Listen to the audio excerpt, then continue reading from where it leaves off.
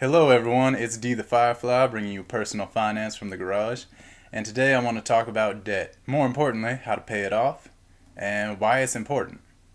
So, I know I've gone over in previous videos how compound interest works, how it can work for you, how it can work against you. And one of those big ways it can work against you is debt.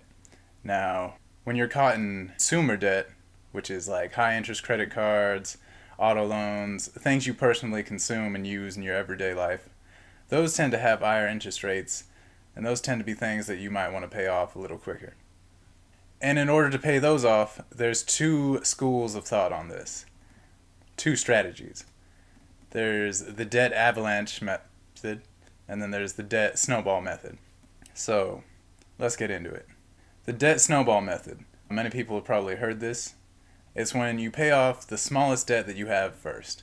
Say you got 100 on a credit card, 1,000 left on a car, and 5,000 left on maybe a hospital bill. I mean, stuff comes up. So you would pay off that credit card first because it's got the lowest. Then you move on to your car, then you go to your hospital bill. The premise behind this is basically human psychology.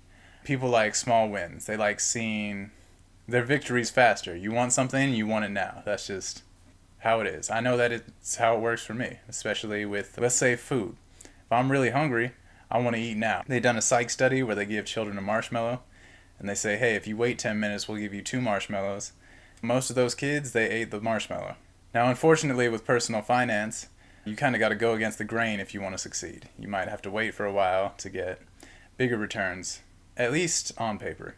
But there's no problem with following the debt snowball method if it actually encourages you to start making payments toward debt and to pay things off.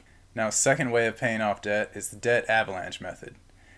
The debt avalanche method says that you should pay off debt that has the highest interest rate first, and then continue doing that as you go down to lower and lower interest rates of your payoff.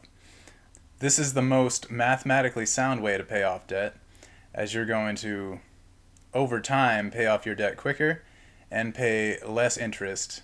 Less extra money will be compounding to your overall debts over time. So let's go back to that example.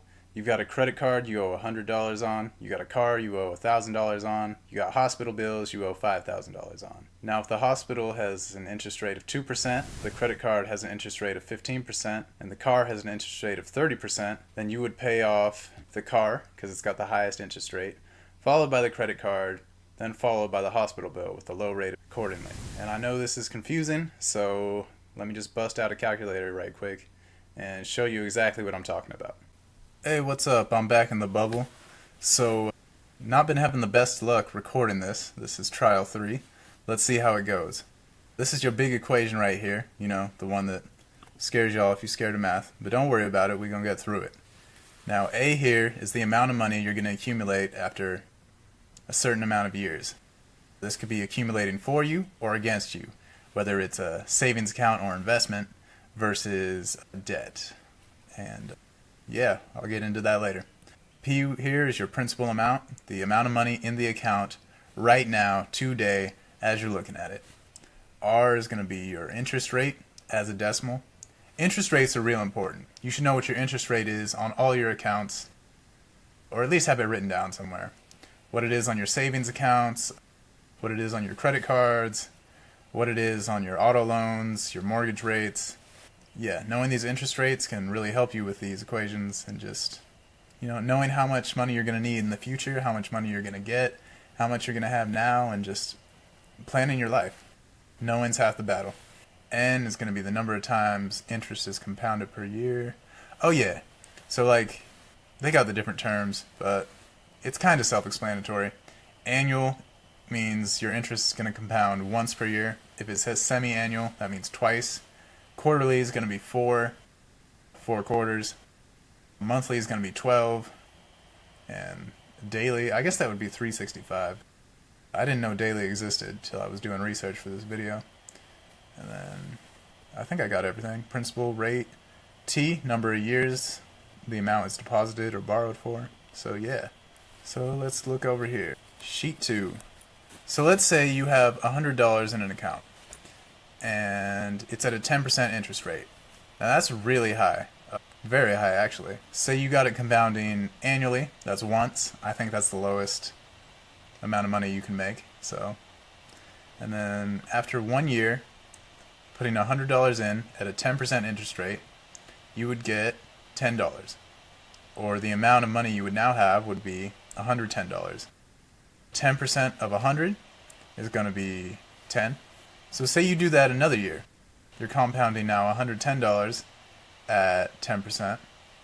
10% of 110 is going to be 11 now. So after 2 years, you're going to see, boom, you got $11 added to 110. You're at 221 or 121 right now. And so the interest compounds upon itself. Every year, that new amount you get gets the same interest rate added to it. And that would allow your money to grow in an account. That's kind of one of the principles of investing. I think the main principle of investing.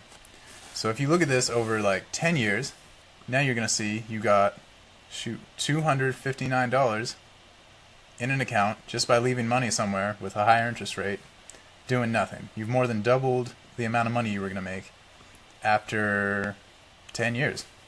That's why it's important here for knowing what your interest rates are for sure. For a lot of savings accounts, right now in July of 2019, as I'm recording this, the highest interest rate on a savings account I've seen is about 2.5%. So, say you got that going in a high money market savings account for 10 years, you're going to make around $130. Alright everyone, thanks for hanging in there with me on that one. If you want to see more videos about debt, definitely comment below. If you want to see more videos like this, be sure to like this one. And subscribe if you want to get more content that might help you with your financial journey. This is D the Firefly signing out. Have a blessed day, y'all.